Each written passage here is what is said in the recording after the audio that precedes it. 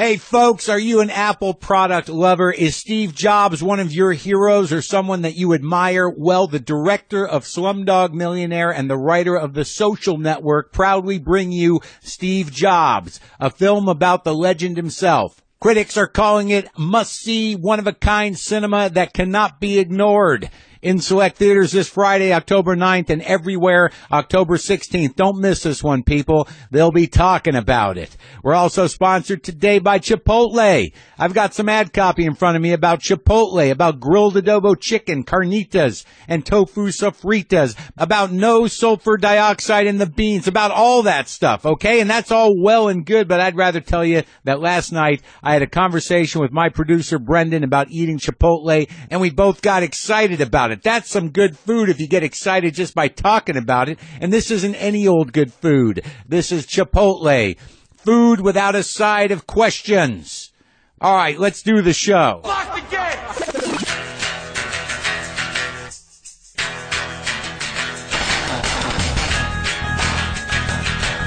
All right, let's do this. How are you, what the fuckers, what the fuck buddies, what the fucking ears, what the fucksters, what the fuckabillies? What's going on? This is Marc Maron. This is WTF. This is my podcast. Welcome to it. What have I got to tell you? A couple things. First of all, John Mayall is on the show today. And I don't know how many of you know who he is, but John Mayall and the Blues Breakers were a very important band, not just in John's own right, but the fact that a lot of people started in that band, the Blues Breakers. People like Eric Clapton, perhaps you know him. People like John McVie, Mick Fleetwood, Peter Green. Peter Green, come on. But anyways, I got the opportunity to talk to John Mayall, and I took it. So John came over to my house, and we talked about the old days. We talked about the blues, and we talked a bit about Peter Green, because as some of you know, I'm a bit obsessed with Peter Green. Also on today's show, Mr. Dan Pashman. Dan hosts the Sporkful podcast and the Cooking Channel web series You're Eating It Wrong. Both of these are good outlets for Pashman's specific type of obsessive-compulsive bullshit, which I enjoy. Dan and I go back a bit. We met at Air America back in the day when I started that job, and he was an associate producer, and he had a crew cut, and I couldn't understand why he had a crew cut, and he scratches his head a lot when he's thinking. And he has a very distinct laugh that can go either way depending on your mood in terms of how you receive it and the intensity of whether you're receiving joy or, wow, that's annoying. But Dan will be on. And I know the cat's out of the bag. I understand that. I understand that I got a big mouth. I get it. I want you people to know things, but sometimes I shouldn't say things. You know what I'm talking about? Are any of you aware of what I'm talking about? Yes, I have put it out into the world, but in my mind, I was just in conversation. I did an event where I was interviewed for the New Yorker Fest, and I was asked by a member of the audience about Lorne Michaels, and I said, yes, I'm going to be interviewing Lorne Michaels. Now, we've all been waiting for this. On some level, no one's been waiting for it more than me, but on another level, in my mind, even if it didn't happen, it would be fine. That would honor the story. For those of you who frame it in the Moby Dick narrative, that I should not get the white whale. But the truth is, I did get him. I did. I don't really want to go into details about what was said. You'll hear it. Eventually, you will hear it. The thing is, here's the problem. We've always joked that if I got to interview Lorne, it would probably be the last episode of the show. That would be the last episode of the show. Okay, so now we have it. And we're not really sure what's next. Do you understand? I got to sleep on this, people. And I'm really not sure. Yeah, I don't know when it's going to air. And I don't know what's going to happen after it does. Okay? I'll keep you posted. And I'm sorry if I left you in the dark about it. I should have just kept it to myself until, you know, we had all our ducks in a row. But I got giddy. And I spilled the beans. Also, my friends, don't forget the most recent 50 episodes of WTF are always free, but the archives are now on Howl Premium. To get access to our ad-free remastered archives and lots of exclusive Howl original content. Sign up at howl.fm and use the code WTF to get the special price of $3.99 a month. If you're already a WTF premium member and haven't switched to Howl yet, you can switch your account for free and stay on your current plan. Check your inbox for the instructional email from Howl or email support@howl.fm. What else can I tell you? I'm in New York still. Just across the way, one of the charming things about New York, there is a group of men, at work, doing what inspired the show Stomp. Unfortunately, this particular version of that unscripted Stomp begins at about 7 in the morning. There's a lot of hammers. None are in rhythm. There seems to be no real context artistically, though they are building a structure. So that's the context. It's got nothing to do with pleasing me as an audience member, and quite honestly, it's disrupting my sleep and making me unhappy. But given that it's not a performance piece, there's nothing I can really do to complain about it, nor can I move. I could ask for another room, but this is New York, and this is what you have to put up with, even at the nice places. How many panes of glass can you use? I think the most important thing that's happened to me this trip, aside from talking to Lorne Michaels, was probably having a realization about my anger. First night here, there was some racket going on. We had been up a long bit of time. We'd been up traveling from 4 in the morning from North Carolina and got here and had to do a couple of things and wanted to nap. This is the first room that I was given here at the hotel. And the room adjacent, I don't know what was going on, but the door was slamming, I would say on a 20 to 30 second interval. I'd laid down to rest. I closed my eyes, and this door just started fucking slamming every minute or two, like 12, 15 times, until I got up. I was in my boxers. I got up in that sort of like in the action you take when you've been festering for about 15, 20 minutes, where it's almost involuntary, where your body just becomes the movement of a full body fist moving towards the door. I pop open the door. I was in my boxers. I vaguely heard Sarah wake up as well and say, "Your penis," because I think that maybe she was concerned that I was not paying attention to whether it was out or in. I was not planning on going into the hall, but I opened the door, and I was right in front of me was a bellman, and the other door was open. And I looked in the room, and I could see just vaguely a woman doing something, up to things. There's a lot of busyness, is what I heard. And I said, "Hey, can you take it easy with the door, please?" And then the bellman looked at me and said, "Sorry," and I slammed my door. And then I looked down, and I did not notice that my penis was out. So then I laid down, and I went into a fantasy. I don't have as many revenge fantasies as I used to. It used to be a fairly favorite pastime of mine that happened without much provocation. I would sort of go through my mind and think, who could I imagine in a situation where they got theirs? Yeah, where I teach them a lesson. Huh? Some of those things, I was surprisingly adept at martial arts. Occasionally I'd be armed, but would never use it, just in a threatening way. I apologize for even thinking that, but it might be true. Occasionally I would watch them or set up a situation where they would be gloriously hoisted onto their own petard. I was active, man. I was active with the revenge fantasies because it made me feel better. But then they all went away. It just was not something my brain did anymore. Until I was laying in bed after I'd said, "Could you please take it easy with the door?" And the fucking door slammed even harder. So then this is what went through my head. All right, that was a spiteful slam of the door in response to my completely polite yet slightly aggravated request that they stop that shit. And then I pictured, all right, there's a woman in there, but that was definitely a big dude, a bro of a certain size, slamming that door to show me that he didn't give a fuck what I had to say.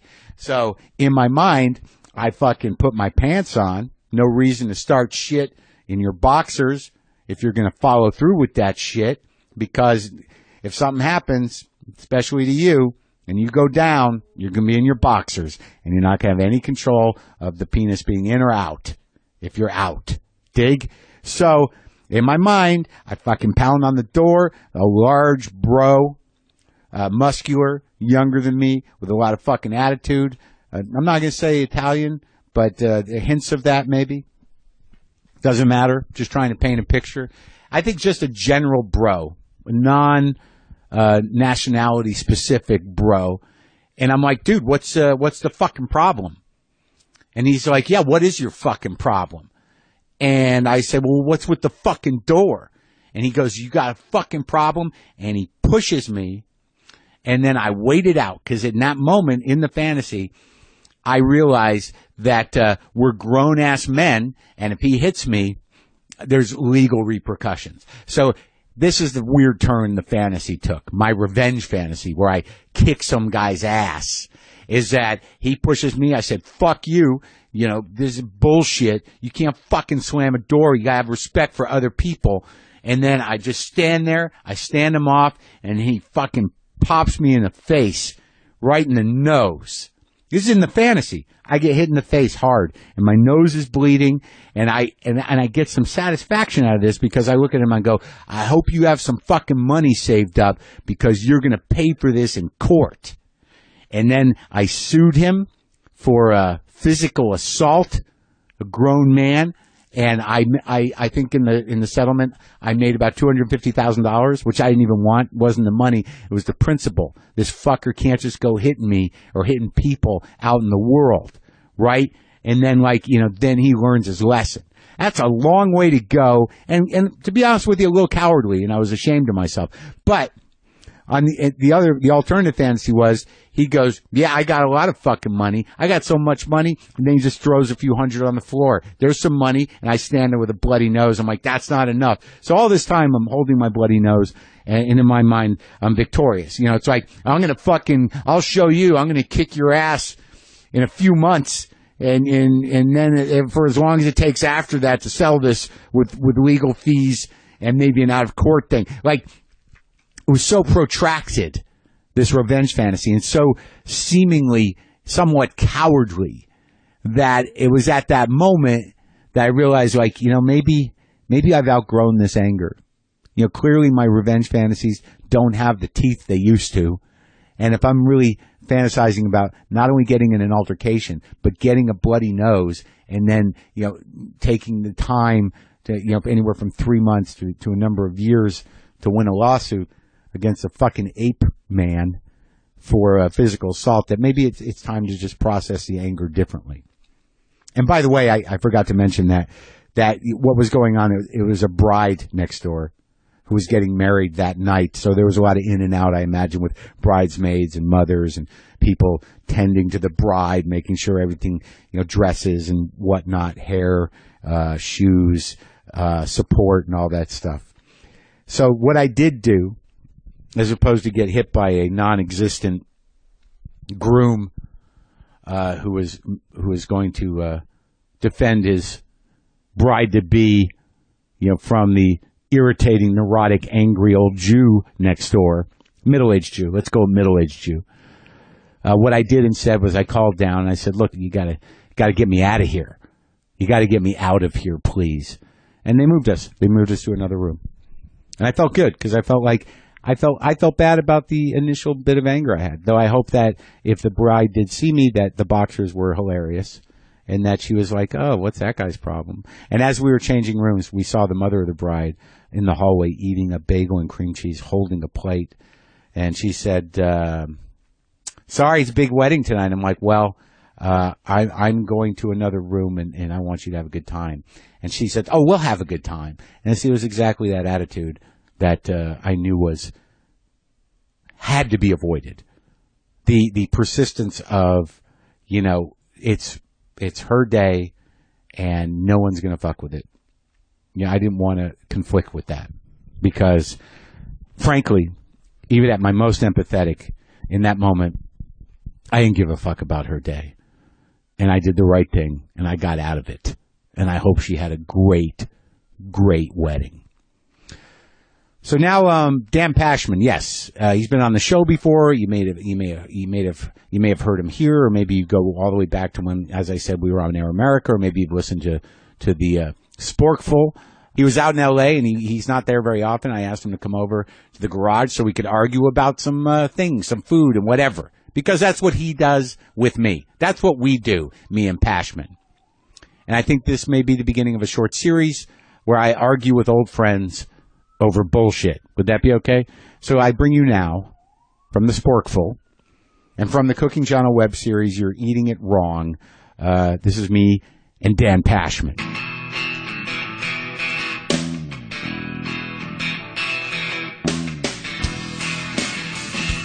Well, you're not a car guy. What kind of car do you drive, Dan Pashman? We have a Honda CR-V.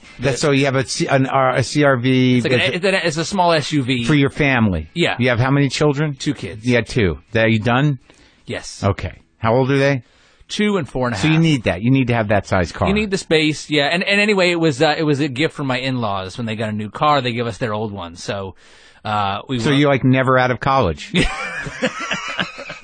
It's like, what else do you need? All right, so what have you been doing? I mean, the last time I talked to you, what did we cover? We talked about my book a little bit, and we talked about... What is the book, The Sporkful? How's that book selling? It sold pretty well. It's over?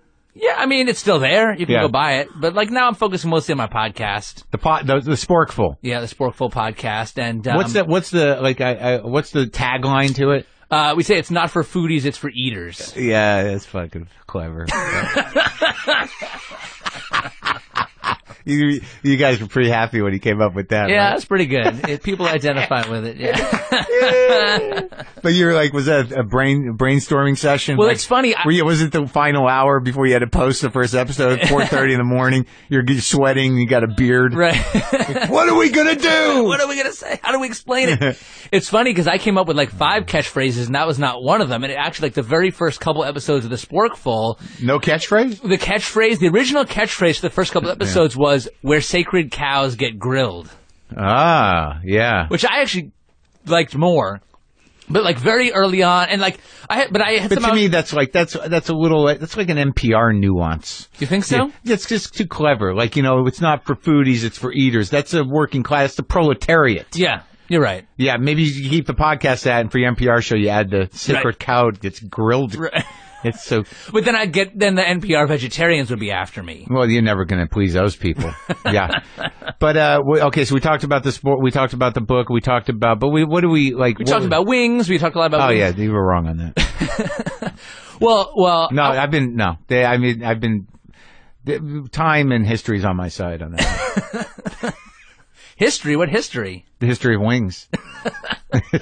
Of how to prepare them properly. But now that I'm here, we don't need to keep talking about wings, Mark. No, it's over. I cajoled you into having coffee, and you looked at my device. Yeah, I want to consult here. Is that a pour over? Before I start arguing with you and telling you the new ways in which you're wrong. Yeah. I've been using an AeroPress. Yeah, on your recommendation. Yeah, for about 5 years. But for me, the reason the AeroPress, it's fine, it's good, people love it, but it's sort of an ordeal. And if you're a fucking coffee addict, like sometimes I'll do a triple espresso and make a pot of coffee and drink that fucking pot of coffee. So every time I got to do an AeroPress, I got to go through the whole thing with the little circles. Right. I can't fucking, you know what I mean? I'm not saying pot. Right. I'm not saying it's not a great thing, but it's not for addicts. I love how there's a new recurring theme in your show about sort of like bargain hunting and shopping. I've noticed Is there? Well, I love how air travel has become a recurring theme in recent episodes of WTF. Oh, with the president. Well, no, but like you talked about Vince Gilligan. Yeah. There was another guy that you talked about. Like, I did? What airline do you fly? Okay. like when it had nothing to do with whatever you were talking about. Like, I think there should be a spin-off WTF podcast, just like Mark's Deal of the Week. And what's the fucking thing is that people I hate Delta. But then there's people that are like, no, I love Delta. It's all I fly. And I'm like, what's wrong with you? Right. But it's the same with cell phone providers. I mean, like, after a certain point, you develop a loyalty to them for whatever reason. You get enough perks to where you can, fly comfortably, hopefully, or at least have the shot at that. I mean, all of these airlines have shitty planes. It's really how how they put lipstick on their pig of a plane. You know, you don't know how old those fucking planes are. You know when you're in a new one and you're like, this should be good. Right. But sometimes you get on those planes, you can actually see how many times it's had a paint job by the door, and you're like, what, is this like from 1960, this plane? But yeah, it's a loyalty thing. For some reason, you know, I'm very loyal to shit. Yeah. Why? What do you fly? I usually go whatever's cheapest. See, that's a bad move. Yeah, but I am partial to like JetBlue and Virgin America. Yeah, but JetBlue, that's sort of over, isn't it? I mean, with the blue chips and the no class. You get free Wi-Fi. You do? You get free Wi-Fi. You get like nice big screens that you can watch. Are they that big? They're pretty good size. I don't know. I don't know. It felt to me that JetBlue at some point, I was at a JetBlue terminal, I think it was at LaGuardia, and I'm like, this is over. Because it just felt like a fucking bus station. Yeah. Well, don't they all feel like that? I mean, no. Which ones do you like better? Well, I'm not going to fly Spirit Air or Jazz or whatever the fuck those are. I don't even know what's going on over there. You walk by those things and it's sort of like, is there no luggage requirement? Right. It looks like this person is moving on to the plane. So, But no, I guess so. Like Southwest, you would think, but oddly, Southwest, their system of groupings, very orderly, and people are like, it's actually an interesting way to almost be democratic in a way. You're like on this line, they're like, "What are you?" I'm like, "I'm 37." Like, okay, I'm 38. I'm behind you. And I'm like, okay, that was nice. We worked that out as people, right? And I've had no bad experience with Southwest for flying out of Burbank. I just haven't flown JetBlue in a while. Virgin's pretty good, aside from the nightclub vibe. Right. Yeah, I agree to that. The music in the bathroom, a little much. The lighting. Yeah, too much. Yeah, and I like the system where you order things on your screen. They're the only ones that do that. Yeah. I like that. That is good. You just kind of push or poke around, and then someone comes. And they have, but whatever. So you fly whatever. I just think... I think that this is a whole spin-off new category for you. It's a new vertical in the Marin I think it's Empire. only relative to the fact that I've been traveling a shitload in the last 4 months. All right, so the coffee, how's that coffee? It is very good. You like it? I like it. I want to ask you a question about the president's coffee, which is still on display here. It was tea. Oh, so did he bring it in himself? No, it's a woman who worked with the motorcade, I guess the White House caterers or chefs or whoever, food department, I don't know what they're called. Right. Travels with him and brings it in before he gets in. So like when he has an advanced team that delivers his food for him. Well, it was one woman, but yeah, there's a lot of people here. And she came and she set up his tea and a water in a paper cup with a presidential seal and a water and a napkin. Yeah. Oh, see, what's interesting to me is I bet part of that is a security thing. Probably. It's like a food taster. Right. They don't want you to give him coffee and God knows what could be in it. No, they don't even want to go in the house, really. Right. Or the bathroom, even. That's why I can't be president, is because I'd always have to go to the bathroom. And you think that's the only reason? Is that thank God we know. Yeah. Because, that's what's holding me back. I knew this was a tough decision for you to make. I was really on the fence. Yeah, you're at home just driving your wife crazy. Like, should I run? Yeah. I mean, there was at least maybe one tweet asking me. So yeah, all right. Was there tea left? Yeah, in the there cup? Was. And did you drink it? No, you didn't drink the president's tea. I didn't even think to do that. That's like the closest thing to like sleeping in his bed. I touched him. He was right there. You're sitting. Your ass is on his seat. Well, that's exciting. That is exciting for me. But drinking, I don't know. I would have drank his tea. Like everyone sees that cup now, his DNA's on it. I'm like, what are you going to do with that? Like, I don't know how people's brains work. I don't know. I just feel like to drink that's. I talked to him for an hour. Look, that's very special. Do you feel like we need to swap spit? That like I would drink it out of the hole that he drank it out of, and I could say, well, what? That me and the president? It's weird. What am I going to drink his tea for? It's probably just tea. So you just poured it out? Yeah. I just wanted the cup. What do you want to? Should I have a little vial next to it, with the tea in it? That was what was in. That would be fucking weird. It's already weird that I have a domed glass cup. No, it's actually brilliant. It's not weird at all. I'm definitely going to take a picture of it. Okay. So with the coffee thing, so you got the AeroPress going, but you like this coffee, so there's no argument there. This is not pour over. Maybe it's pour over, but there's a place in New York that does this cone where you have the cone, and then you put the grounds in it, and you weigh it out properly, and then you put the water, and you leave it in there for 4 minutes, and then you put your releases on top of a glass. I can't. I have no patience for those. But you can sit there with that AeroPress, which is like loading a syringe. I don't really like the AeroPress. I'm honestly I'm kind of lazy with my home coffee game. But those, you don't places use that pods. are so pretentious. I mean, you parody pour over. Yeah, now I'm doing it at home. On your IFC show. But and you go to these places, all the guys around that kind of look like the rejected members of Mumford and Sons or something. Yeah. I mean, I can't. Well, the thing is the weird thing is if you get a good pull and it's a good shot, like, and it's at a high end place and the coffee, like, there is a variation to it. There is you can't, but ultimately it's just, what grade of drug you want to use and what kind of dealers do you want to deal with. Yeah. Like if I go to New York, the first fucking thing I do when I get off the plane is go to that Dunkin' Donuts right there. I'll go to the fucking Dunkin' Donuts because I'm like, this stuff is garbage, but it's like fucking crack. Right. And I'll drink it because it's just like, it's in my heart. It's in my mind. Like, I'm like, I got to get a Dunkin' Donuts coffee. Then I'll drink I drink way too much coffee still. Don't you remember on Air America, I used to load up on that Dunkin' Donuts. Sometimes we get a carton of it. Totally. It was always kind of, there was a bell curve with your mental state and the show. I used to get M&Ms. I used to have to I would sugar and caffeinate myself into mania. Yes. To get started. Yeah. I don't even know what that shit sounds like now. It probably sounds a little like I am now because I'm a little like that now. But it's a higher register. Yeah. Your voice is in a higher register. I was just completely fueled by panic and a lack of understanding of what I was talking about. I was going to tell you, I mean, I was at your Marination show in Huntington, which was a great show. Well, we did all right. I thought you did a great job. Thanks, buddy. I really enjoyed it. I loved the new material. I did have to take issue with your statement on stage that Cocoa Pebbles are better than Fruity Pebbles. Yeah. How is that? What? Well, like Cocoa Pebbles, like there's 100 chocolate cereals. Cocoa Pebbles and Cocoa Krispies are almost identical. Right, but they're different than Cocoa Puffs. Oh, very different. Yes, right. Yes.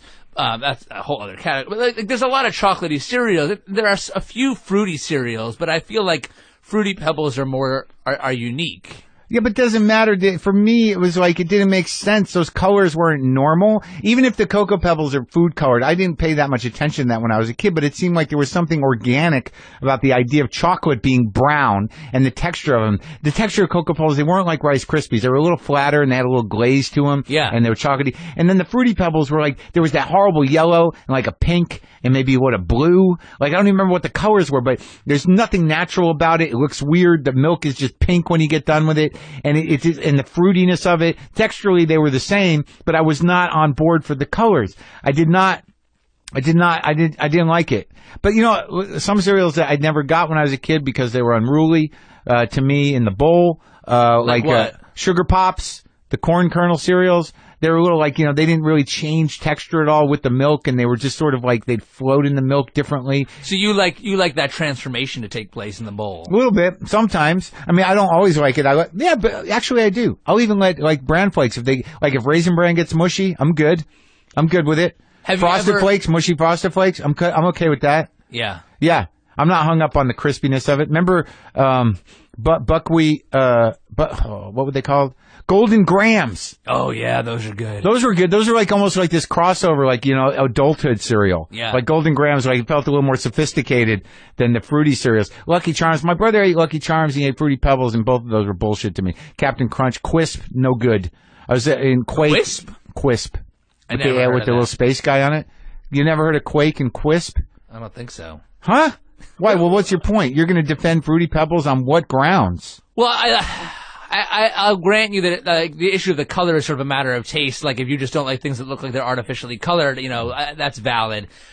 I happen to love Fruity Pebbles. I think that's a great cereal. What? I love the pebble shape. I like cereals that turn soggy quickly. I just realized this is what they did to me and my brother. Quisp and Quake. They pitted us against each other. Pebbles did, and Quisp and Quake. Like, Quisp had the little goofy space dude with the propeller head, and Quake was this like a giant He-Man guy. So you think cereal, it had a big influence on your relationship with your brother? Well, no, it just gave you choices, and you had to be different. You know what I mean? Like, right. He's going to do that thing, and I don't think he fared any better for having Quisp and Fruity Pebbles. I don't know if those were the right decisions to make. How's he doing? He's all right. Whatever he's going through, though, we're going to have to hang it on the cereal. Why? What are your kids eating? What are you making them eat? Muesli? No, I mean, my wife gives them Lucky Charms, which drives me crazy because that's so nasty. The marshmallows and the cereal, they're awful marshmallows. It's full of chemicals and food coloring and all that. I don't give my kids Fruity Pebbles now. I just to me, surface area to volume ratio is a huge issue in cereals. Yeah. What does that fucking mean? Do you don't remember that from science class? The surface Do you area. forget who you're talking to? Do I remember science class? I'll say it again. I'll say it again Why don't you slower. explain it to? No, not slower. Actually, illustrate it for me. So you have the surface area, which is the amount of surface that anything of the cereal. has. Right. Okay. Yeah. Every little individual piece. I get it. So, yeah. for instance, like a ball. You don't have to give me a lesson. Okay, so there's a ratio called surface area to volume ratio. Right. The ratio of how much area is exposed to air in relation to the total volume. Okay. The size so of the it's thing. a density thing in a way. Right, roughly. And so, I mean, scientists would probably say that's not the right word, but yes, we'll go with it. Yeah. So you're saying that like some things are like the higher the higher the surface area in relation to volume. So the more surface area exposed in relation to volume, the faster the cereal will absorb milk, and the quicker it will become soggy. Right. And so, you in a hurry? Well, I guess it's in the morning. But you and I are kind of on the same page, Sheeta. We like the cereals that break down a little bit. Get soft. Have you ever tried putting the cereal in, put the milk in, let it sit, let it get a little soggy. Sure. Then add more of the same cereal so that you have two different textures of the same cereal. Do you have a job?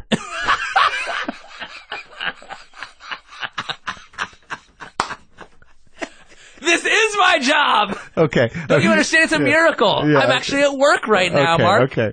All right. Well, like now what I eat cereal-wise, I do brand buds because I'm old. Right. They're the best. I think they are the most powerful brand cereal because the buds actually have psyllium in them, so it'll really fucking do the job. Then I have Trader Joe's brand flakes, which I'll use with fruit. Brand buds is just sort of like medicine. You're like, I'm going to do these now. Right. But the brand flakes, you can use them as flakes. And then for the treat cereal, Puffins. Now, Barbara's Puffins are sort of like a Captain Crunch style. They're pillows, I guess they would call them. They're pillows, but they need to sit. They really need to get soft. So you get regular Puffins, you get peanut butter Puffins. No, regular. Peanut butter ones are weird. They don't have the same consistency. They're bigger and they're more closer to a Captain Crunch vibe. They're okay. And then there's cinnamon ones too. And every time I buy those by accident, I'm pissed. No, I like regular ones. And but I have not. Perhaps I put more Puffins in after the other ones were soggy, but I don't think it was an intention to mix up the textures. I wouldn't do it with Puffins because those already take a long time to turn soggy. So if you're going to put them both, like you're going to wait a while, and then like you don't want Puffins right out of the box into the milk because they're going to be too hard. Right. But I imagine some people are like, that's the only way to eat them. Like, this is a preference point. Yeah. And you're going to call them wrong? I suppose you're right. Do you use regular milk, almond milk, soy milk, vanilla almond milk, coconut milk? I use whole milk, regular whole milk. Whole milk, like vitamin D milk, no percentages? That's right. What do you want to die? It's like pouring fat on your cereal. You don't have a problem with that? Why, you do that for the kids, for their bones? Yeah, something like that. All right. Fine. See, for me, it's like what I do is I take Puffins and then put a little pure stevia on top, just a little, and then I put unsweetened vanilla almond milk on it. That's my process. So you sweeten the almond milk with stevia? Kinda. I put it on the cereal a very little bit. Why not just get sweetened almond milk? Because sometimes it's not sweetened with stevia. I don't want sugar in my almond milk. I don't know. It's just the way I work it. And then with stevia, you can make it really fucking sweet sometimes. And that has like no calories? No. It's a mystery. It's like a root. It's from a root. I think it's processed like cocaine. Because I like it, the good stuff, the pure stuff is like just sort of China white. But then I recently got a stevia that's like it was like Mexican brown heroin, because it was a brown color and didn't taste as good and had sort of a texture to it. Right. So I imagine that's the intermediary between the that two. stuff got smuggled in then. Yeah. Someone put stevia right in their butt, but it's probably manufactured here. But that doesn't mean some hippies aren't traveling with it in their butt to make it really sort of like down to earth. I like the processed stuff. I like the China white stevia over the Mexican brown stevia. What about fruit in your cereal? Yeah, I'll do fruit. No strawberries. I'm anti-strawberry. Don't trust the size of them. Like, when you see a strawberry that's grown in the wild and it's sort of small and nice and delicate and powerful and it has good flavor, and then you see the ones that come in those plastic containers that are huge. Yeah, and you're crazy. Like, well, how the fuck does that happen? The same way they fucked up tomatoes, I think they're doing it to strawberries. I like blueberries. Sometimes blackberries if they're sweet. Banana I'll do occasionally, but that's sort of a chore, and the banana's got to be perfect. There can't be any slightly unripened banana. I'll just go nuts. I'll throw it. This is why I have a job, Mark. Yeah, well, I'm helping you. You are, but do you see, like, one of my favorite reactions that I get to the Sporkful podcast is when people say, I never knew I had such strong opinions about that. Right. And well, you have strong opinions. Sure. Well, you get into a groove, I haven't tried it. Like, where do you stand on the mueslis and the oatmeals? Because I'll do that occasionally, but it's not regular. You can't eat oatmeal in the heat because it's just like you sweat. I mean, I like, you're talking like hot muesli? I don't know. The muesli I don't quite understand because like you get it in a traditional way. It's usually mixed with yogurt. It's usually like mixed in, or like use like granola, a clotted cream or something. You know, like you get it and it's like it's a density to it. It's not just put milk over it. I feel like, I love to combine. I almost never just have a bowl of one kind of cereal. You're a cereal mixer? I got a couple of cereals, and then I like sort of an X factor. Like I love to sprinkle some like grape nuts on top, or a muesli or something. I used to like grape nuts. Yeah. No more. I don't do them anymore. I don't know. Why not? I don't know. I just stopped doing it. Because I do the bran buds because I think they're effective. Like if I want to mix cereals, usually what I'll be doing is I'll get bran flakes and bran buds. Like if I've been on the road for a week, I've been eating shitty, I'm like, that's my cleanse. I'll do a whole day of that. It's called the cereal cleanse. This is another spin-off to go with the travel show. Basically, it's called Mark Gets Old. Yeah, that's happening naturally. Right, that's all being integrated. Right. There's no reason for a spin-off.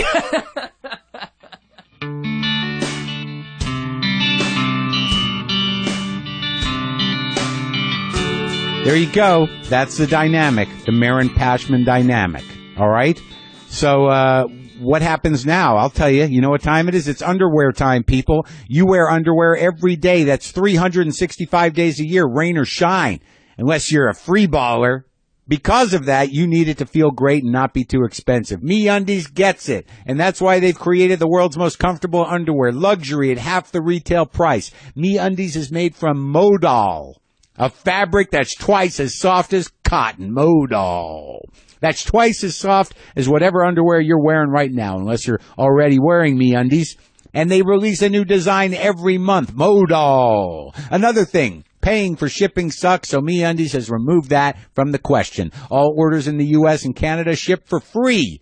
MeUndies even has a money-back guarantee. If you don't love your first pair, you get to keep it at no cost. You literally have nothing to lose. To sweeten the deal, MeUndies is offering you 20% off your first order at MeUndies.com/WTF. Make sure you go to MeUndies.com/WTF to get 20% off your first order and so that they know we sent you. Okay? All right. Blues legend, John Mayall. One of the first albums I remember sort of having was John Mayall. Looking Back, I believe, was the title of that record. It had a picture of him with a 6-gun, hanging onto a train in a cowboy outfit. And on that record, there was a song called Mr. James on there, which turned me on to Elmore James, which changed my life. John Mayall changed my life, and I had inherited the record from my aunt and uncle's collection. But as I grew older and I looked more into John Mayall, I've got several Blues Breakers records, and a lot of people stopped by, man.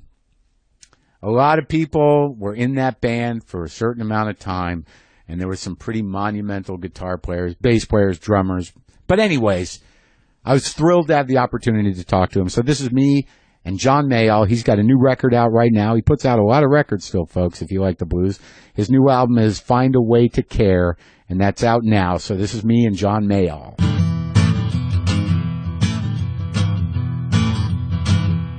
John Mayall, that's you.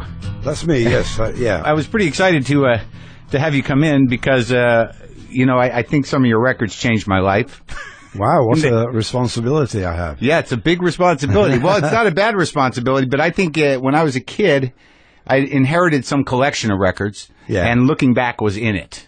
Your record, Looking Back. Oh, yeah. So, when I heard the song Mr. James, I didn't know anything about the blues, really, and I thought, well, who the hell's Mr. James?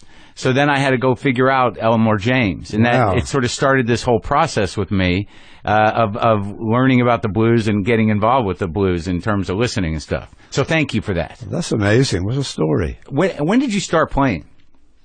Well, I started playing when I was about 10 or 11, because my father he was a semi-professional guitar player, so he did have guitars around the house. Oh, really? But he also, the action was so high I couldn't do anything about that, but he had ukulele, and I started on the ukulele with 4 strings there. Sure. So, listening to records by the Mills Brothers and, several people, so my grounding started there, I suppose.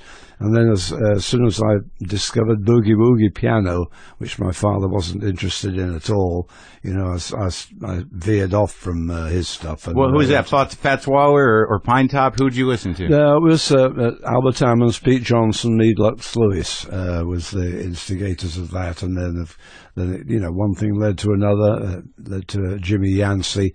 The thing is about music, once you find a starting point of somebody you like, and then you go exploring who was their influences and who were their contemporaries and things like that, and you begin your voyage of discovery. That's what happened with me and you. That's exactly what I had with Looking Back. Exactly. Now, did your dad play out? Did he have a combo, or was he did he have a band? Who? Your father? No. He played occasional dances. Oh yeah. So. In what part of England did you grow up in? Well, near Manchester. Yeah, so northern England. And was there live music around that you would go to when you were younger? Yes, when I was probably 17 or 18, there was the traditional jazz was the thing that most bands were playing. So I used to go to the Saturday nights when the Saints jazz band were playing. That was a Manchester band.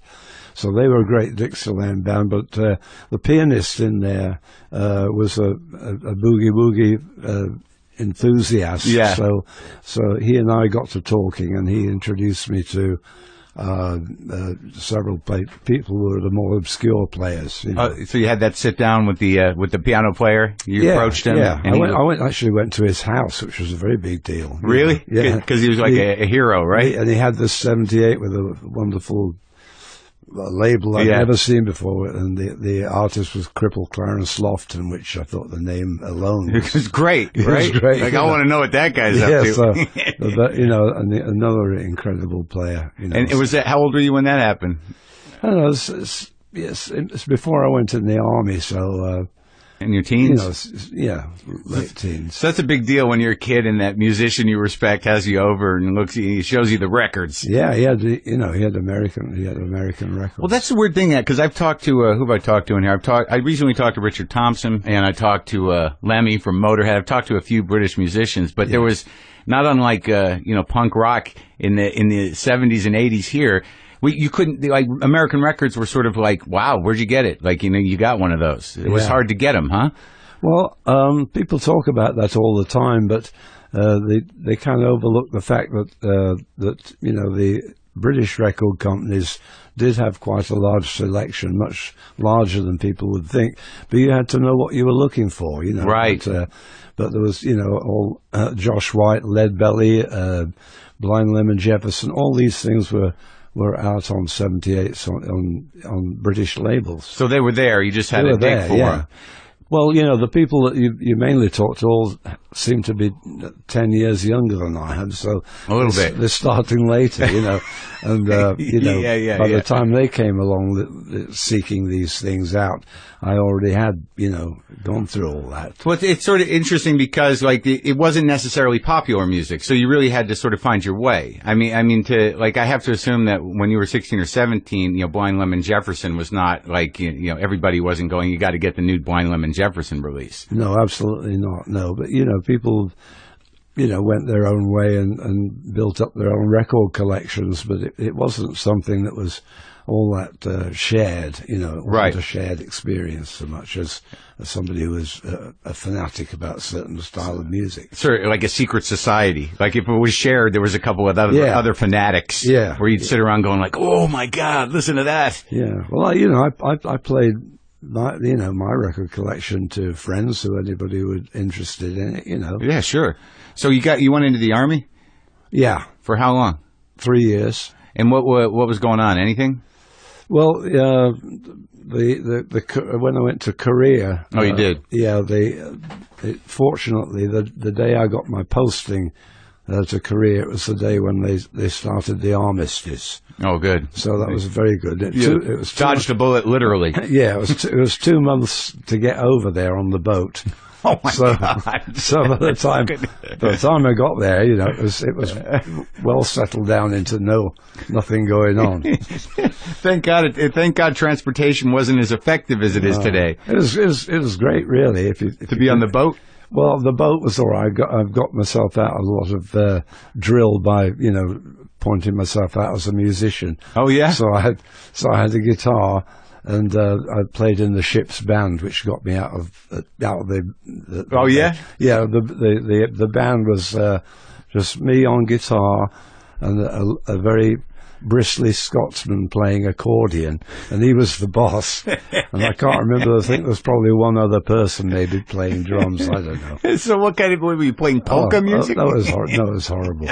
But it got you through. Yeah, that's right. It was a better deal than being stuck downstairs and doing drill. Yeah. So you got you play harp and you play guitar and you play keyboards and piano and and maybe a little bass. No bass. No, not bass, because you don't really have to strong fingers for that, and you get blisters very easily. Yeah, it's hard to hold those down. But when did you pick up? You started on guitar, and then you started getting into piano. Yeah, the piano. When I went to junior art school when I was 14, they had a piano there, which I was able to, you know, make a start on. Can you read music? No, it's weird. I can't either. You don't need to, I guess. You just got a feel for it. Yeah, you know, I just plodded around getting the left-hand boogie-woogie thing going, and then eventually was able to put the right hand to it. Takes a while, huh? To work. It did, yeah. Especially if you don't have a piano. Yeah. That's the new record, Find a Way to Care, is really a lot of organ on it. Yeah. Sounds great. You sound great. The amazing thing about being you, and for me anyways, about being somewhat of a purist about it, is that there's a consistency to the music, that you know your commitment to the style. You know, I can feel your changes and what you explore, but like when you land on it, I mean, you're one of the few guys really that has spent a lifetime writing original blues songs. I mean, you know, there's not, you know, I noticed that from the beginning, that a lot of guys that started with the blues, they did the covers, and then they sort of like moved into a different kind of music. But you've been writing blues songs for 50 years or so. Yeah. It's, you know, the thing about the blues, the first thing I learned about it is that these guys are singing about events in their own life. Right. Their experiences they're putting into music and words. So that was important to me. If I'm going to write songs, that it should be something that was about my life. Yeah, and as long as you stay somewhat challenged and mildly unhappy. Well, you don't have to be. You can be joyous. You know, yeah, you can whatever emotions that are common to all people, and I think that's where people can identify when they hear it. They say, "Oh, that happened to me." Yeah, I think that's what I think the blues is about. It's about elevating. It's about getting over whatever that is, the struggles of life. It's not depressing music. No, it's a healing thing. Yeah. And okay, so where'd you pick up the harp? When did that happen for you? That was kind of later. The harmonica was. I don't even remember how that started, but you know, I fiddled around with it. Yeah. And you just got the hang of it. Yeah, and you know, just like everybody else, you start off trying to copy the people that you have heard. I think it's probably Sonny Terry was one of the first ones who took my fancy, and then that led, of course, to Sonny Boy Williamson, who for me is the king. Yeah, Sonny Terry's like more of a folk blues, and Sonny Boy Williamson is a real kind of boogie-woogie rocker. Yeah, but there's a crossover there because, you know, Sonny Boy had played acoustic too, unlike Little Walter and all the electrified blues Right, he started with acoustic. Yeah. So, you know, when I worked with Sonny Boy, you know, he taught me a few things, mainly what not to do, you know. When did you work with him?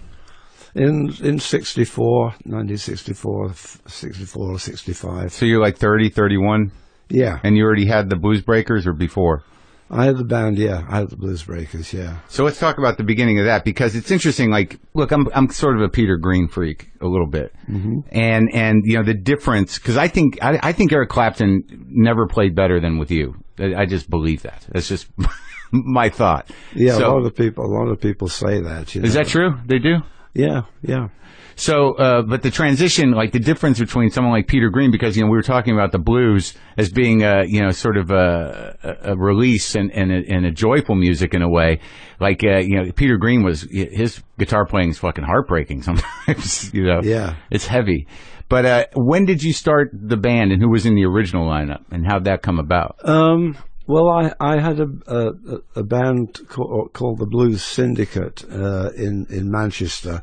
When Cyril Davis and Alexis Corner started the blues thing off in London. Cyril Davis. Yeah, the harmonica player. He had like a club, right? Or a residence at a club where Well, Alexis and Cyril. Alexis Corner? Yeah, they got together and found a place where they could play, and it grew very quickly, I think, from their enthusiasm. And what was that, 63, 62, early 62, I think, yeah. And who were the blues bands around? Who was coming around?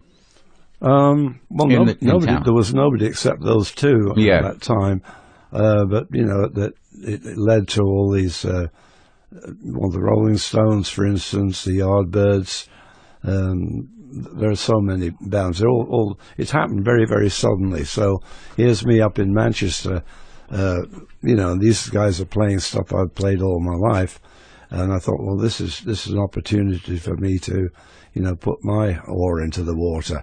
So I met Alexis, and he encouraged me to come down to London to try things out, which I did for one weekend and got 3 gigs there, and with the band that I had in Manchester. Okay, so you go down to London, you get a few gigs. It's you and those guys. Yeah, and so then the Manchester guys didn't want to move down to London and give up their Manchester lifestyle and their jobs. So I went down on my own, and Alexis introduced me to enough musicians so that we could get started. So the musicians that were around the blues scene, because I talked to Keith Richards too about it, and Cyril had an impact on them as well. So the guys who were around were people like the Stones, and did you all just hang out together? I mean, that's really the question, because it seemed like a very specific scene, and then it sort of blew up, right? Yeah, London is, there were so many different clubs that sprang up. Yeah. They had usually been trad jazz venues, right? But then it took over. The blues stuff took over. And then where did this sort of like the pop music guys fit in? Where did the Beatles fit into this? Well, they don't really, but they did. I don't know. They kind of spearheaded the idea that regular guys could put a band together and make original music. Right. So they were all part of that explosion of youth. Right. But not blues guys.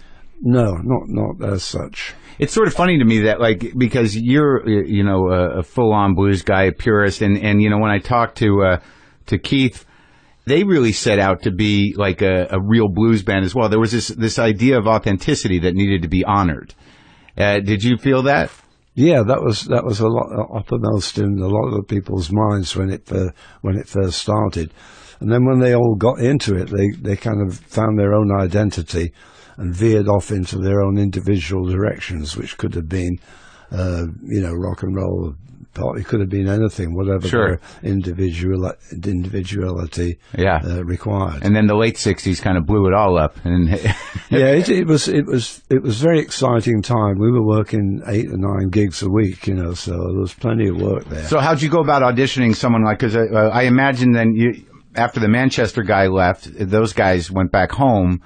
So did you go through an auditioning process? How did you meet the original band? How did you meet Eric? And was it Eric in the first band? No, he was in it about 2 years later from the first band. No, I just whoever was in the band. I think John McVie was the first one that I used on bass. And you just met him hanging around? No, he wasn't hanging around. It was Cyril Davis's bass player lived in the same area of London that John lived, and so he wasn't available. So he told me to look up John McVie, who was just starting to play. So I tried John, and John worked out fine. First of all, I remember John coming into the room and saying, "What's a 12 bar?" You know, so he didn't. So it was really starting at the beginning, but so you had to teach him. Indirectly, yeah. So Well, he knew what he was doing, but he didn't know. Exactly. Yeah. So it's very much like that. But I didn't really audition people, other than have them show up at the gig if I had, and I'd test them out that way. And Bernie Watson was the guitar player, and he was really good. He came from Cyril Davis's band originally. So Cyril Davis was that band was the source band for everybody. Yeah, that one. And then Alexis and Cyril were together initially, and then they had a difference of opinion. Cyril wanted to be more purist, and Alexis wanted to use horns and really? Yeah, more jazz influence. So they split up. So that mushroomed into two bands right there. Oh, that's interesting. So was the horns were for a jazz influence, not for like an R&B influence? Because there were guys like J.B. Lenoir, they used horns. Yeah, I know, but Cyril didn't hang. No horns. No. He just wanted the basic combo, like two guitars. Basic combo. Plus, Cyril had three girl singers. Didn't have a problem with that. Raylettes. Oh, really? Yeah. He didn't want horns, but he would have girl singers. Exactly. We understand where his priorities were. Yeah. So when you started playing with the first band, what was your sort of your manifesto in terms of purist or not purist? You had certain covers that you did, and it sort of grew out of that. Covers and stuff that I wrote myself. But you were the band leader. Yeah. And that sort of like has been your place through all the records, really. Yeah, well, it's a great place to be for me because, you know what kind of music you want, so you know what kind of musicians you want, so you know how to pick them. So people ask me all the time how I managed to pick all these people who've become, internationally famous over the years. Yeah. And, like, did you audition them? And I didn't really. I didn't ever do audition. They sit in. No, I just knew of them and knew they'd be the right ones. Yeah? Where did you first see, like Ansley Dunbar on drums? I really can't remember. Because he turned out to be sort of a wizard, beyond the blues. Yeah. He got to be so busy in a good way, but it put Peter Green off, and didn't sit well with him, all the jazzy drumming. Oh, really? Yeah, so it wasn't in Peter's direction, so I'd asked Ainsley, time was up, and then we got Mick Fleetwood in at Peter's request. So that's how that came about, Mick Fleetwood joining. Okay, and when you pick, it's very complicated all this to explain, isn't it? Kinda, but like I don't think enough people know about certain things. As time goes on, and people can it's all available now. I mean, like so easily, you can just get on your computer.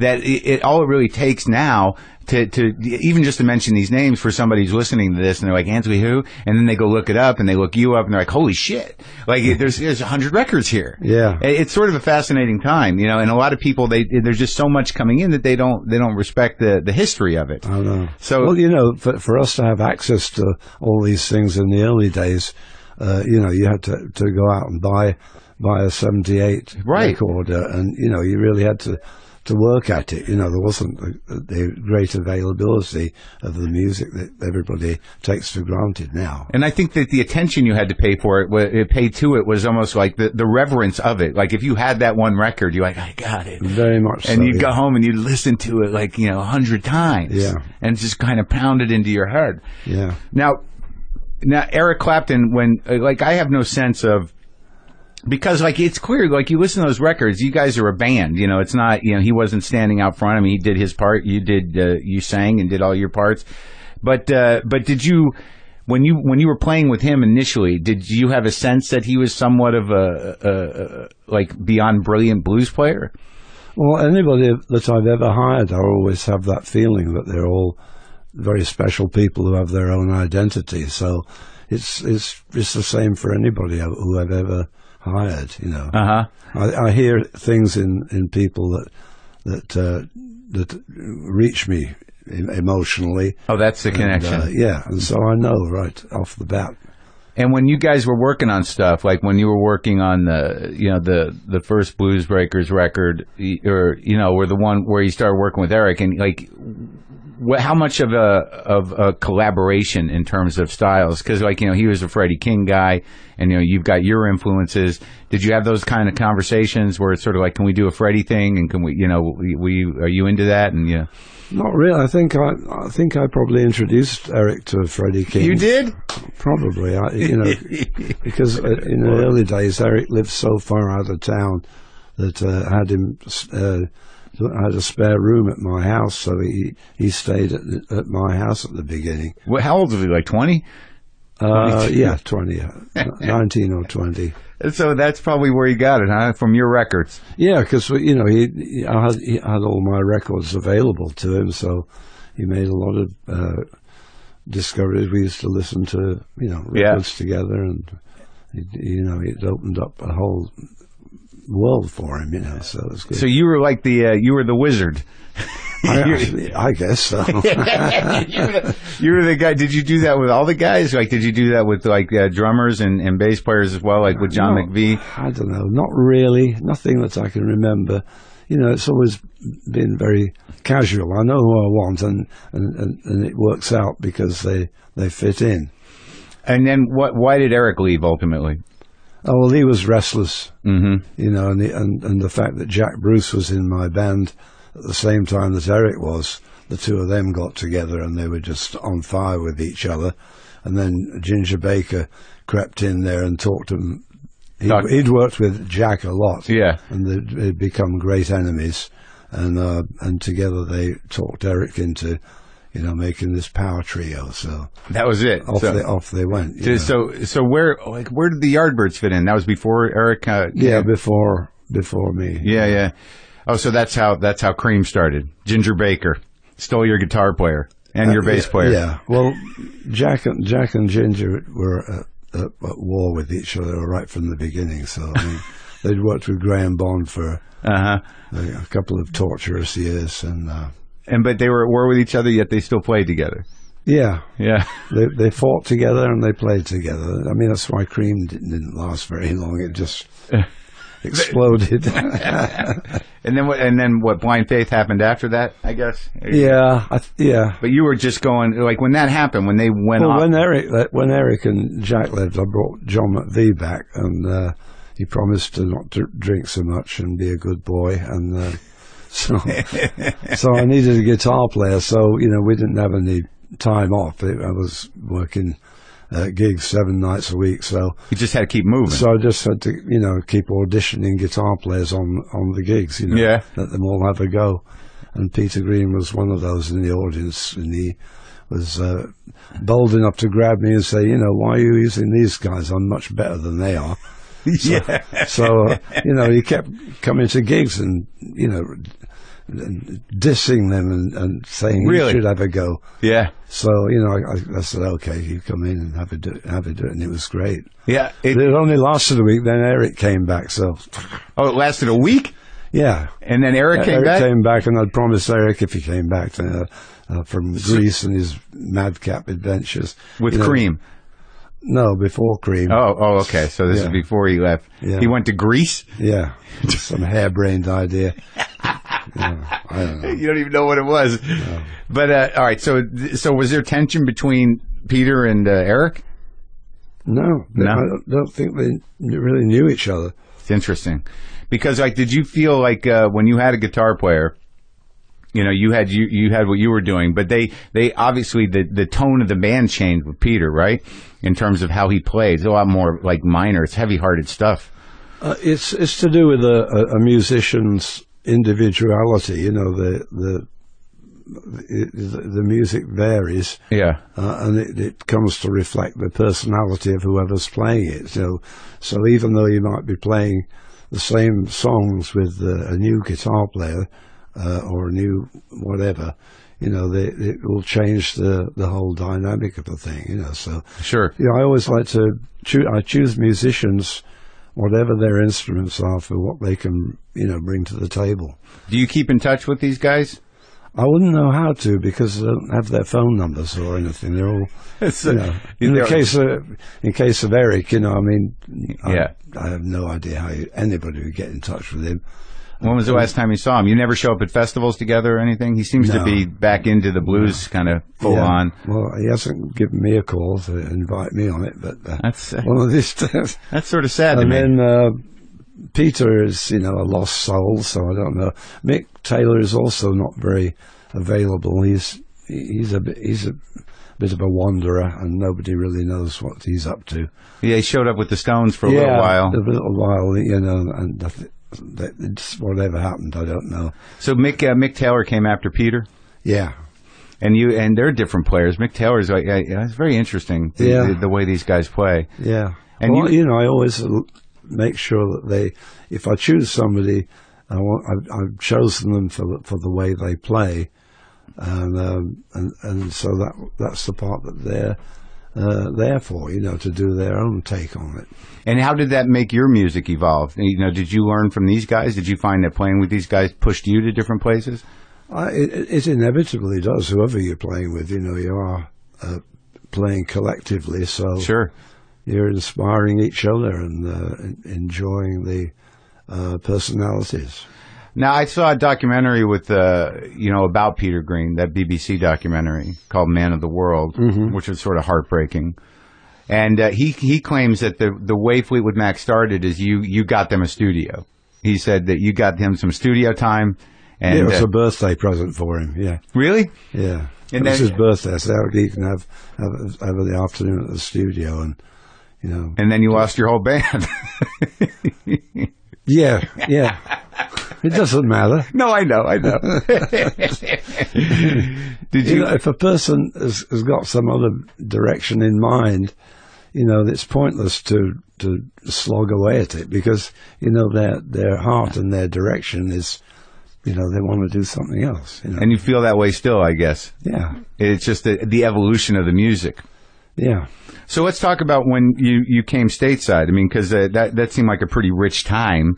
You were here in the late 60s, right? First? 68. You came temporarily, or did you move here in 68? Well, America was the land of dreams for me. It was where all the music came from and everything else that was part of culture, Yeah. So once I saw California, that was for me the start of me saying, well, I've got to come and live here. And you were sort of on the pulse of what was happening here musically because you moved to a pretty exciting. You moved here, right, to Hollywood, to Laurel Canyon. Yeah. And that was its own thing, man. Yeah, I mean, I didn't move for anything. So this is the weather, and this is the climate, and the whole way of life. This is where I want to be. So it only took me less than a year to having first come to America in January. Mm-hmm. I think by the end of the year, I'd pretty much got it sorted out to come and live in LA. And that was in the late 60s. So, what was it? I imagine that being in the blues circuit and seeing what was happening in England in 68. So, the Stones and the Beatles were already blowing up. And you had success with your first few albums. And you decided to move here because you thought you could do better in the music business? No, it wasn't for music reasons at all. It was just climate? Climate, yeah, way of life.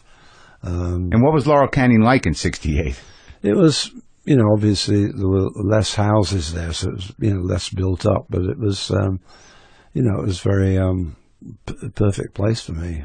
Good community. I always get the feeling that your neighbors were always interesting.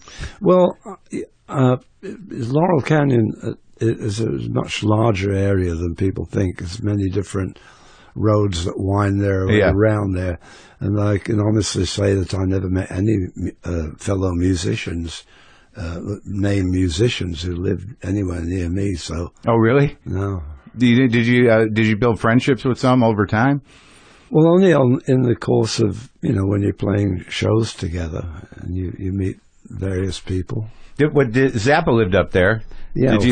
Well, Frank was the one who I stayed at his house for my summer vacation. Where'd you meet Frank? In New York, actually. Yeah? Yeah. I think maybe I met him in Europe first. Frank's gigs were always very different from each other. You know, he had such a wide repertoire and imagination, you know. So, and how was it? Because it seems so different than, like, I think he is sort of blues based somewhere in there. Yeah, he was very, very.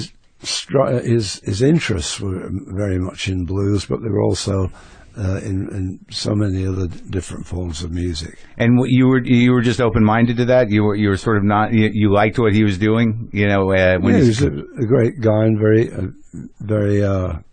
very creative. Yeah, it must have been wild to see those shows at that time. Yeah. But, you know, it's just very, very exciting. I think luckily they are available to people. Oh yeah, it seems like the Zappa catalog is well cataloged. It's huge. Is well tended to. Yes, indeed. Well, you're no slouch with the records, man. Yeah, I counted them up today. It's 67. 67 original albums, and there's countless others which are compilations and things like that. So you put out like at least one record a year, really? That's the way it seems to have worked out, although it just depends on who the record company was. And initially with Decca Records, you know, there was the beginning of the so-called blues explosion. You know, we did several albums in a short time together.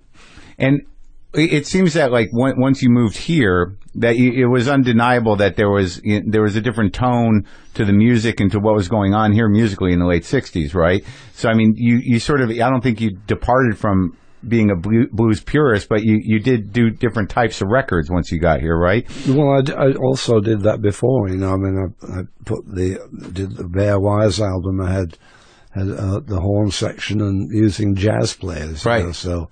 And then the Turning Point album was with no drums.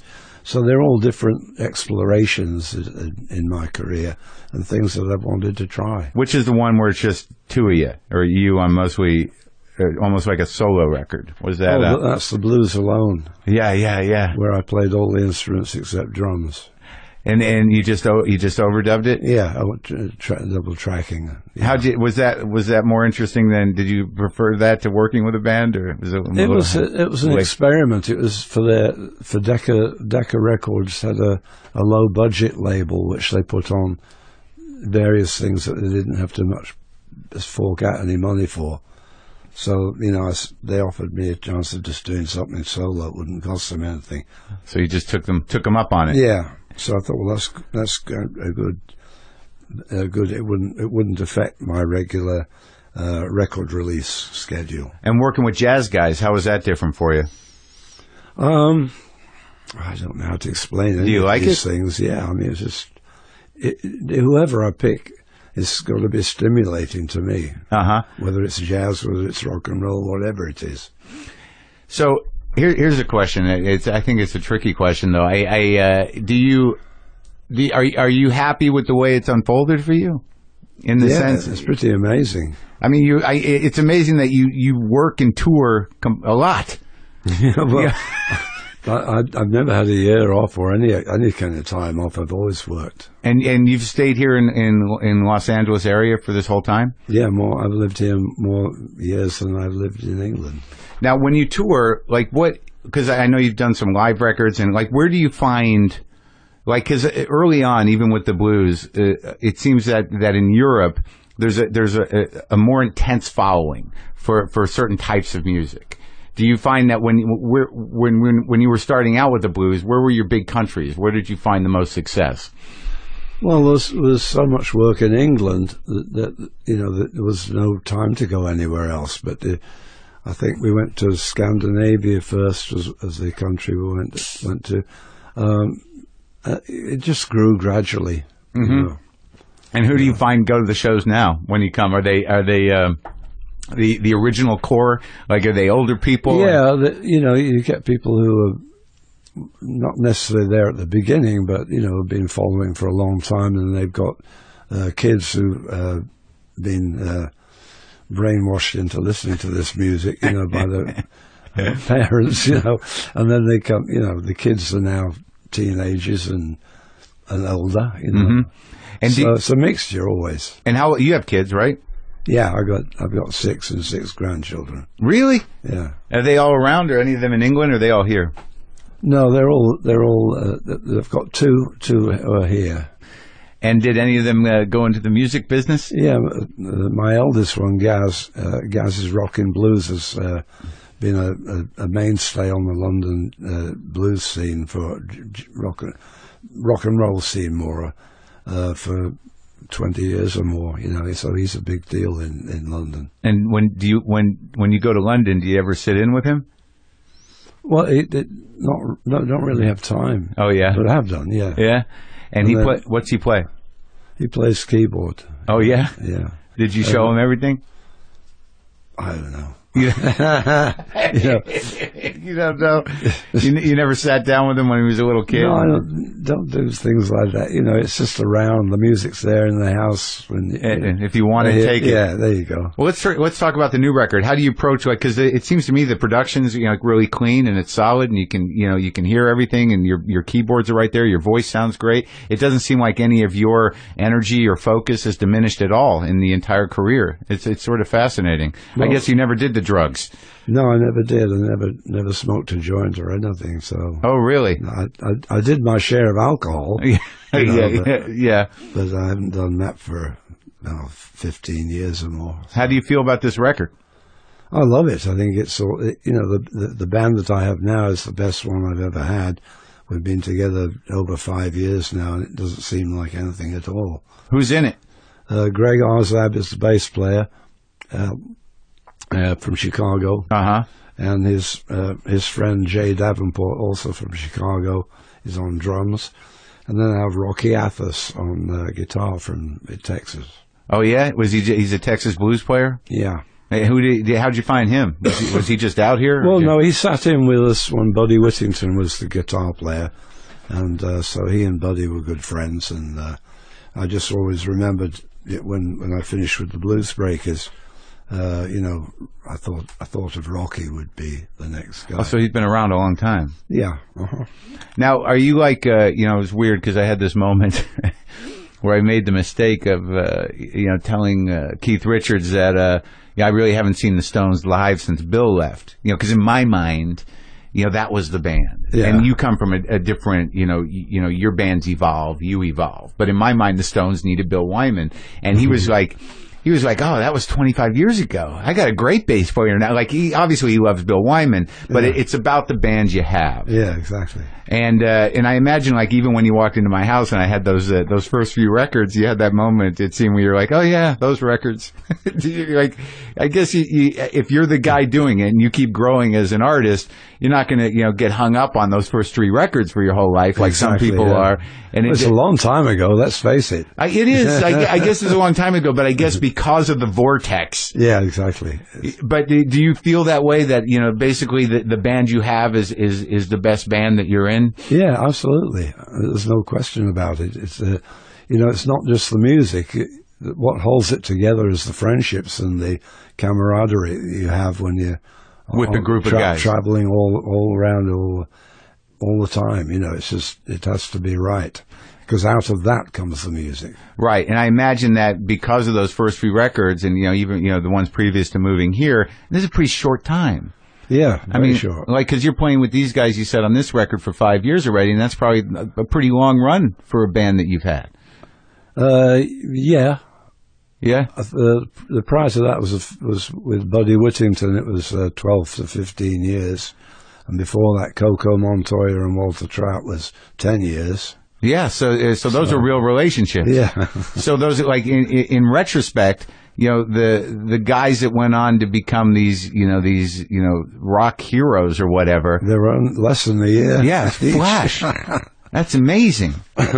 So does it annoy you to talk about it? No, it's fascinating, really. People can't get over it, really. Well, I have to assume that on some level, somewhere in you. It's good stuff. Yeah, but it's hard to get over, like, Peter Green, isn't it? And like, even for you, like, I mean, like, well, the thing is, it's all there, thanks to records, all these things are captured. For all time.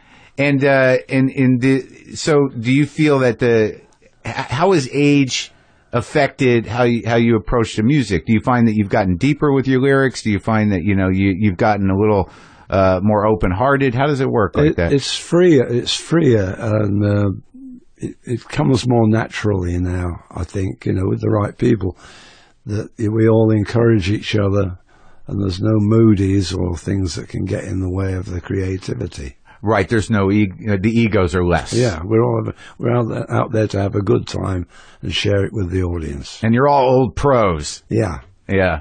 Well, how's the touring schedule looking? You going to head out soon? When do you head out on this record? We leave on Thursday. Well, I got to say the new record, Find a Way to Care, is great, and it was a joy listening to it, and it was amazing talking to you. Good. Yeah, we'll be hitting the road, and I think we've got 2.5 months with 3 days off. Wow. All the dates are on the website, johnmayall.com. And you feel fit? What do you do to take care of yourself? You eat well? You exercise? I get out of bed in the morning and go swim some laps in the pool. Oh, you do? That wakes me up. Oh, good. Oh, good. All right. Well, you look great, man. You look great. And I really appreciate talking to you. It was an honor for me. Well, excellent, Mark.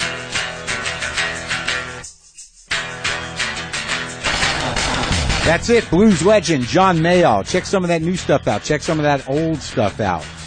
Check it all out. That mid-period, that early, actually, those first few records. Yeah, man. And the new record. Do what you got to do. Go to WTFpod.com for all your WTF pod needs. Get on the mailing list. Check my schedule. Do what you got to do. Get some justcoffee.coop. And just a reminder, Chipotle is a sponsor of today's show. Chipotle is a lot like this show. What you see is what you get. I mean, I'm nothing if not brutally honest. And Chipotle is honest about what goes in your food. You don't get something called grilled chicken. That's actually a bunch of mystery ingredients. At Chipotle, it's chicken, beef, pork, tofu, beans, rice, cheese, veggies, and that's it. Wrap it all up in a tortilla or do the bowl thing if you want. Chipotle, food without a side of question. And to close this show, I'd like to say I feel uncomfortable in my body. I'm exhausted. And, kind of bad. Boomer lives!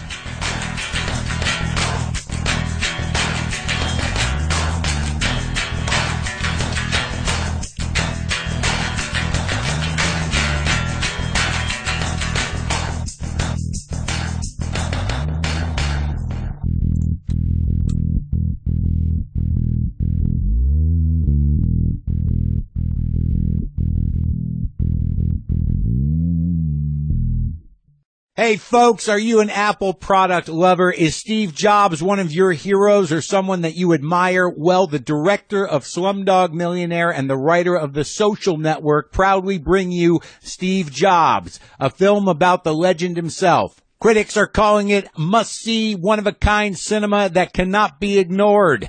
In select theaters this Friday, October 9th, and everywhere October 16th. Don't miss this one, people. They'll be talking about it. We're also sponsored today by Chipotle. I've got some ad copy in front of me about Chipotle, about grilled adobo chicken, carnitas, and tofu sofritas, about no sulfur dioxide in the beans, about all that stuff, okay? And that's all well and good, but I'd rather tell you that last night I had a conversation with my producer, Brendan, about eating Chipotle, and we both got excited about it. That's some good food if you get excited just by talking about it. And this isn't any old good food. This is Chipotle.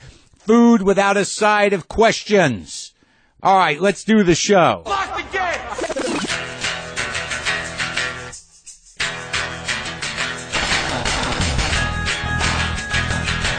All right, let's do this. How are you, what the fuckers? What the fuck buddies? What the fucking ears? What the fucksters? What the fuckabillies? What's going on? This is Marc Maron. This is WTF. This is my podcast. Welcome to it. What have I got to tell you? A couple things. First of all, John Mayall is on the show today. And I don't know how many of you know who he is, but John Mayall and the Blues Breakers were a very important band, not just in John's own right, but the fact that a lot of people started in that band, the Blues Breakers. People like Eric Clapton, perhaps you know him. People like John McVie, Mick Fleetwood, Peter Green. Peter Green, come on. But anyways, I got the opportunity to talk to John Mayall, and I took it. So John came over to my house, and we talked about the old days. We talked about the blues, and we talked a bit about Peter Green because, as some of you know, I'm a bit obsessed with Peter Green. Also on today's show, Mr. Dan Pashman. Dan hosts the Sporkful podcast and the Cooking Channel web series You're Eating It Wrong. Both of these are good outlets for Pashman's specific type of obsessive-compulsive bullshit, which I enjoy. Dan and I go back a bit. We met at Air America back in the day when I started that job, and he was an associate producer, and he had a crew cut, and I couldn't understand why he had a crew cut. And he scratches his head a lot when he's thinking. And he has a very distinct laugh that can go either way depending on your mood in terms of how you receive it and the intensity of whether you're receiving joy or, wow, that's annoying. But Dan will be on. And I know the cat's out of the bag. I understand that. I understand that I got a big mouth. I get it. I want you people to know things, but sometimes I shouldn't say things. You know what I'm talking about? Are any of you aware of what I'm talking about? Yes. Yes, I have put it out into the world. But in my mind, I was just in conversation. I did an event where I was interviewed for the New Yorker Fest, and I was asked by a member of the audience about Lorne Michaels, and I said, yes, I'm going to be interviewing Lorne Michaels. Now, we've all been waiting for this. On some level, no one's been waiting for it more than me. But on another level, in my mind, even if it didn't happen, it would be fine. That would honor the story. For those of you who frame it in the Moby Dick narrative, that I should not get the white whale. But the truth is, I did get him. I did. I don't really want to go into details about what was said. You'll hear it. Eventually, you will hear it. The thing is, here's the problem.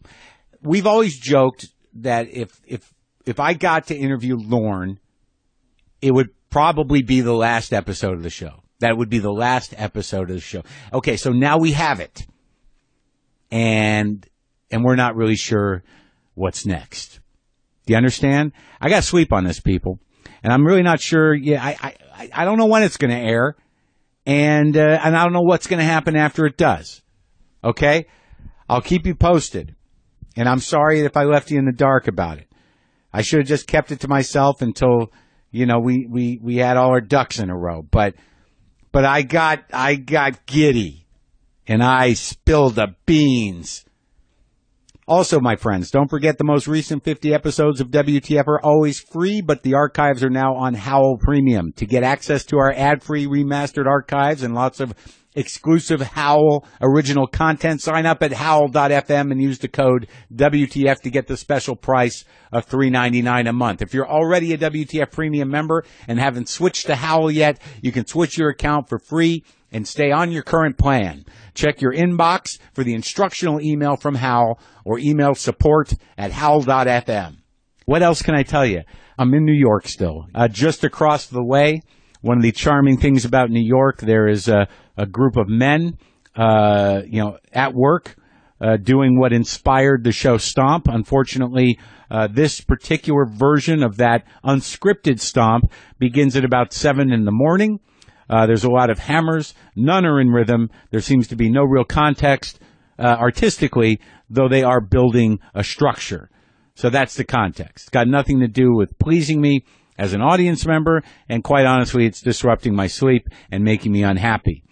But given that it's not a performance piece, there's nothing I can really do to complain about it, nor can I move. I could ask for another room, but this is New York, and this is what you have to put up with, even at the nice places. How many panes of glass can you use? I think the most important thing that's happened to me this trip, aside from talking to Lorne Michaels, was probably having a realization about my anger. First night here, there was some racket going on. We had been up a long bit of time. We'd been up traveling from 4 in the morning from North Carolina and got here and had to do a couple of things and wanted to nap. This is the first room that I was given here at the hotel. And the room adjacent, I don't know what was going on, but the door was slamming, I would say on a 20 to 30 second interval. I'd laid down to rest. I closed my eyes, and this door just started fucking slamming every minute or two, like 12, 15 times, until I got up. I was in my boxers. I got up in that sort of like in the action you take when you've been festering for about 15, 20 minutes, where it's almost involuntary, where your body just becomes the movement of a full body fist moving towards the door. I pop open the door. I was in my boxers. I vaguely heard Sarah wake up as well and say, "Your penis," because I think that maybe she was concerned that I was not paying attention to whether it was out or in. I was not planning on going into the hall, but I opened the door, and I was right in front of me was a bellman, and the other door was open. And I looked in the room, and I could see just vaguely a woman doing something, up to things. There's a lot of busyness, is what I heard. And I said, "Hey, can you take it easy with the door, please?" And then the bellman looked at me and said, "Sorry," and I slammed my door. And then I looked down, and I did not notice that my penis was out. So then I laid down, and I went into a fantasy. I don't have as many revenge fantasies as I used to. It used to be a fairly favorite pastime of mine that happened without much provocation. I would sort of go through my mind and think, who could I imagine in a situation where they got theirs? Yeah, where I teach them a lesson. Huh? Some of those things, I was surprisingly adept at martial arts. Occasionally I'd be armed, but would never use it, just in a threatening way. I apologize for even thinking that, but it might be true. Occasionally I would watch them or set up a situation where they would be gloriously hoisted onto their own petard. I was active, man. I was active with the revenge fantasies because it made me feel better. But then they all went away. It just was not something my brain did anymore. Until I was laying in bed after I'd said, "Could you please take it easy with the door?" And the fucking door slammed even harder. So then this is what went through my head. All right, that was a spiteful slam of the door in response to my completely polite yet slightly aggravated request that they stop that shit. And then I pictured, all right, there's a woman in there, but that was definitely a big dude, a bro of a certain size, slamming that door to show me that he didn't give a fuck what I had to say. So in my mind, I fucking put my pants on. No reason to start shit in your boxers if you're going to follow through with that shit, because if something happens, especially to you, and you go down, you're going to be in your boxers, and you're not going to have any control of the penis being in or out if you're out. Dig? So, in my mind, I fucking pound on the door, a large bro, muscular, younger than me, with a lot of fucking attitude. I'm not going to say Italian, but hints of that maybe. Doesn't matter. Just trying to paint a picture. I think just a general bro, nationality specific bro. And I'm like, "Dude, what's the fucking problem?" And he's like, "Yeah, what is your fucking problem?" And I said, "Well, what's with the fucking door?" And he goes, "You got a fucking problem?" And he pushes me. And then I waited out, because in that moment in the fantasy, I realized that we're grown-ass men, and if he hits me, there's legal repercussions. So this is the weird turn the fantasy took. My revenge fantasy, where I kick some guy's ass, is that he pushes me. I said, "Fuck you. This is bullshit. You can't fucking slam a door. You gotta have respect for other people." And then I just stand there. I stand him off, and he fucking pops me in the face, right in the nose. This is in the fantasy. I get hit in the face hard, and my nose is bleeding, and I get some satisfaction out of this, because I look at him and go, "I hope you have some fucking money saved up, because you're going to pay for this in court." And then I sued him for physical assault, a grown man, and I think in the settlement I made about $250,000, which I didn't even want. It wasn't the money, it was the principle. This fucker can't just go hitting me or hitting people out in the world, right? and then then he learns his lesson. That's a long way to go, and to be honest with you, a little cowardly, and I was ashamed of myself. But on the alternative fantasy was, he goes, yeah, I got a lot of fucking money. I got so much money, and then he just throws a few hundred on the floor. There's some money, and I stand there with a bloody nose. I'm like, that's not enough. So all this time, I'm holding my bloody nose, and in my mind, I'm victorious. It's like, I'll show you. I'm gonna kick your ass in a few months. And then for as long as it takes after that to sell this with legal fees and maybe an out of court thing. Like, it was so protracted, this revenge fantasy, and so seemingly somewhat cowardly, that it was at that moment that I realized, maybe I've outgrown this anger. Clearly my revenge fantasies don't have the teeth they used to. And if I'm really fantasizing about not only getting in an altercation, but getting a bloody nose, and then, taking the time to, anywhere from 3 months to a number of years to win a lawsuit against a fucking ape man for physical assault, that maybe it's time to just process the anger differently. And by the way, I forgot to mention that what was going on, it was a bride next door who was getting married that night. So there was a lot of in and out, I imagine, with bridesmaids and mothers and people tending to the bride, making sure everything, dresses and whatnot, hair, shoes, support and all that stuff. So what I did do, as opposed to get hit by a non-existent groom who was going to defend his bride-to-be, from the irritating, neurotic, angry old Jew next door, middle-aged Jew. Let's go middle-aged Jew.